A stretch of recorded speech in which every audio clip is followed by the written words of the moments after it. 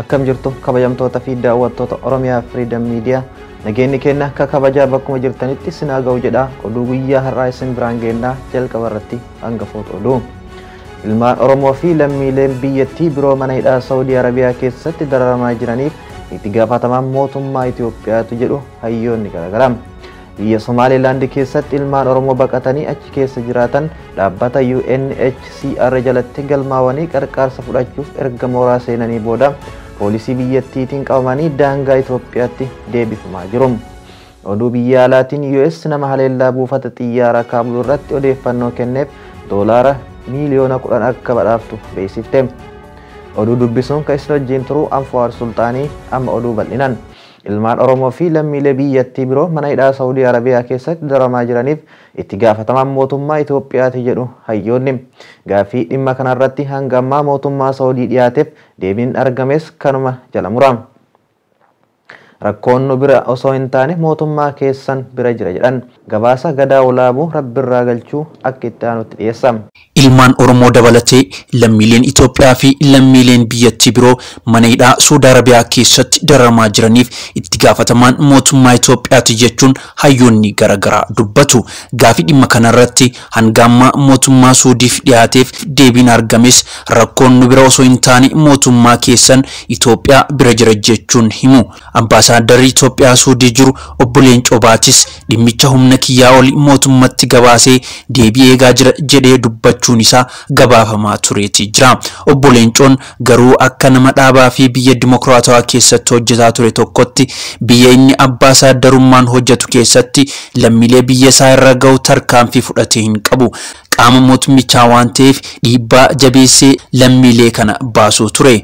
Yoo sana dadhabe fedhiidhaan aangoo sirnichaa gadhiisee gaafatamummaa jalaa ba'uuf waan godhe hin qabu. Obbo Leencoo Baatii nama gaafa uummanni keenya Gujii fi Wallaggaatti intarneetii irraa cufamee dhumu sana afagaa fi miidiyaalee alaa waliin taasise irratti lakki intarneetiin hin cufame jechuun isaa kan yaadatamudha. Obbo Leencoon ammas dhimma lammiilee keenya mana hidhaa Suuditti dhumaa jiran osoo gaafatamee lakki namni hidhameen jiru nama jechuurraa of duubatti jedhuuti miti. Warri sirna kana waliin shubbisu hundisaa dararaan ilmaan biyyaa kun akka dhaabbatuuf lammiileen sun biyya isaaniitti akka deebifaman dhiibbaa mootummaa isaanii irratti godhan hin agarre hin dhageenyes. Uummanni ammas sirna gaafatamni ittiin dhagaamne kanarratti dhiibbaa jabeessuun akka lammiilee biyya namatti hidhaman biyyatti deebisu gochuun irraa eegama. Yoo humna geejjibaa dhabe warra humna qabu kadhatee galchuu danda'a ture. Rakkinichi rakkoo humnaa dhabuu odoo hin taane rakkoo gaafatamummaa dhabuuti. Lammiilee hidhaa sana keessatti dararamaa jiraniif booyuun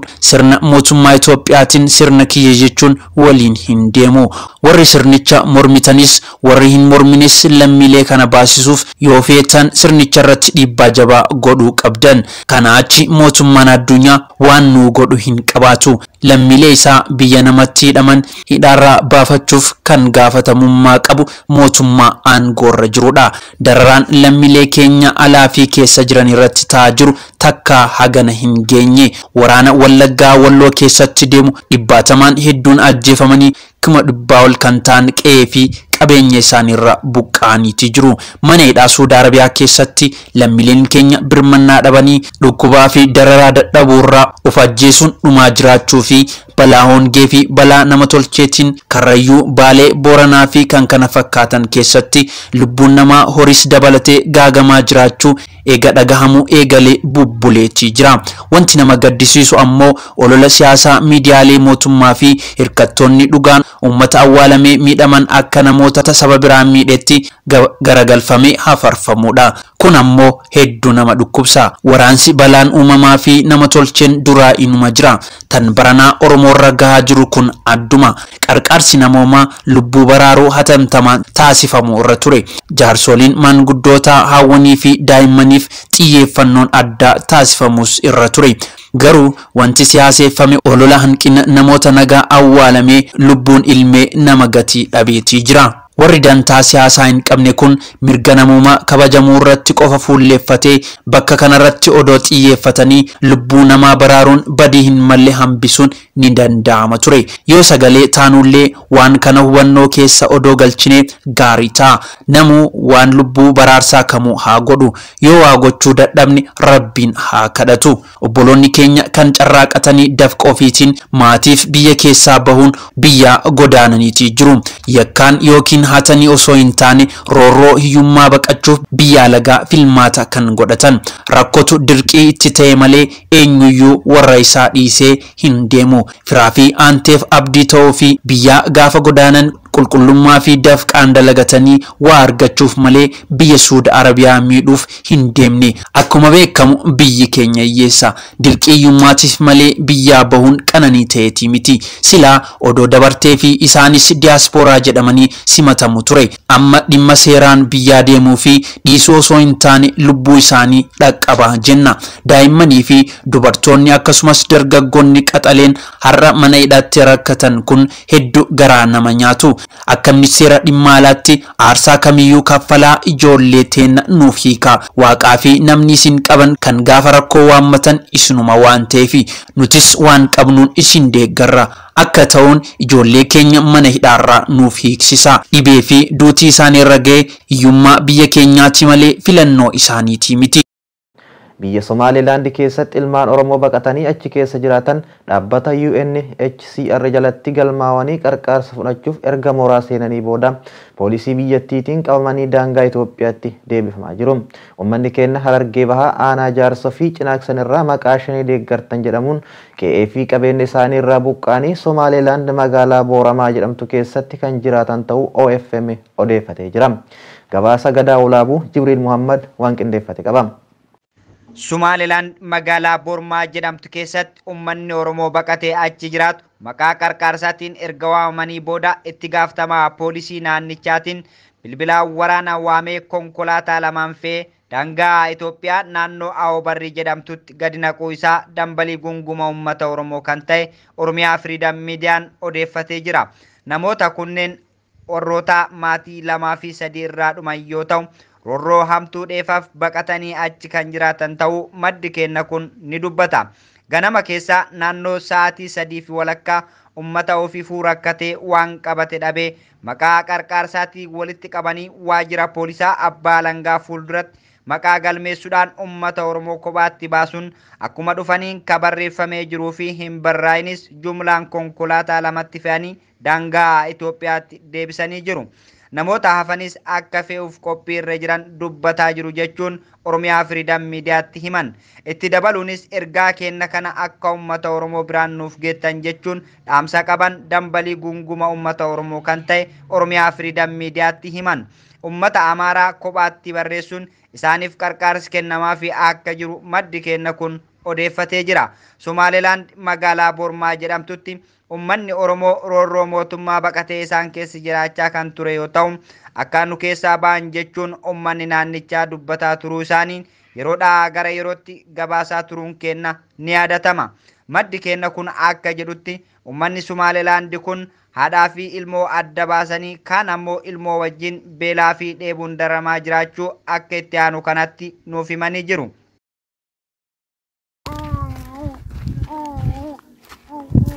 Bismillah, alhamdulillah rabbil alamin, assalatu wassalamu ala ashrafil anbiya wal mursalin nabiyina Muhammad wa ala alihi wa sahbihi ajma'in.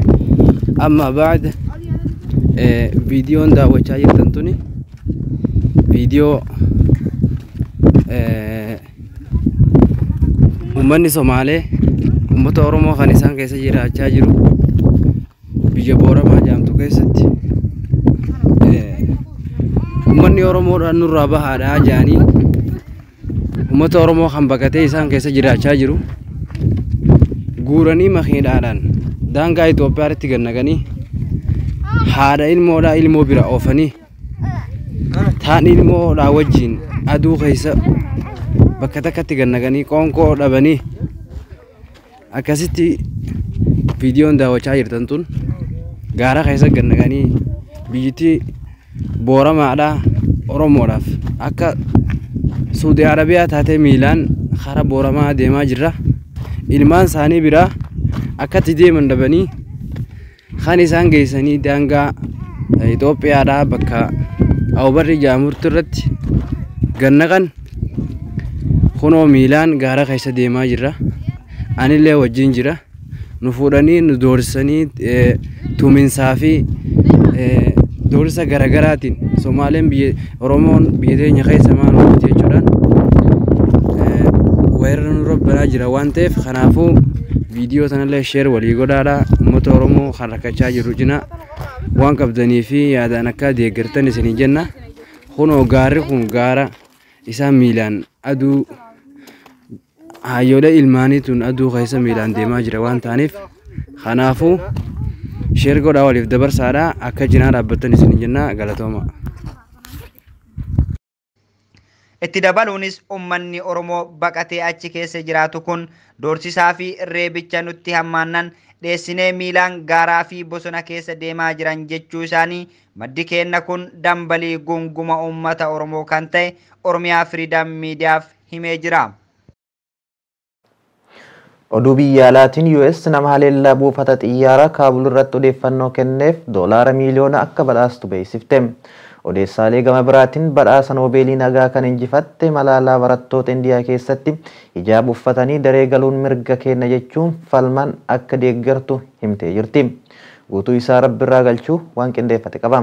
Jootan dura wayita USA'n humnoota ishee Afgaanistaanii baastu haleellaa buufata xiyyaaraa irratti raawwatame duuba namoota jiran irratti nama odeeffannoo kenneef badhaasa $10 miiliyoona 10 akka badhaastu beeksifte.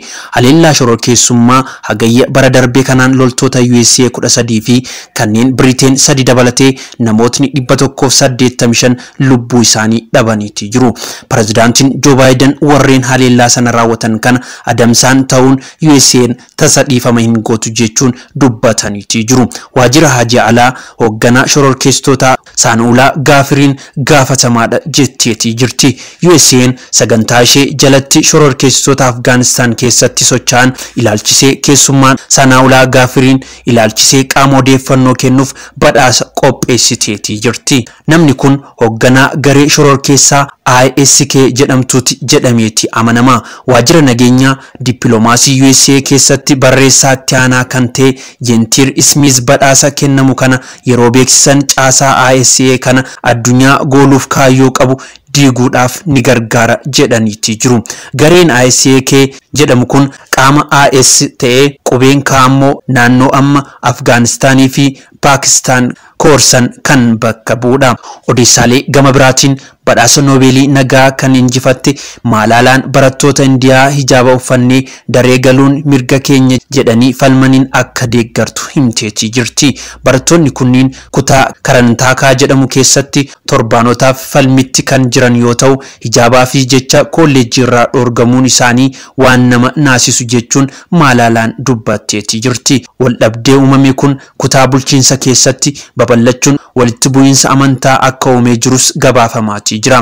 Kanarraa kan ka'e manneen barnootaa guyyaa 3 cufamanii oolaniiti jiru. Waldhabdeen kun akka biyyaalessatti dubbii jabduu ta'uun amma mana murtii olaanaa naannichaa gaheetii jira.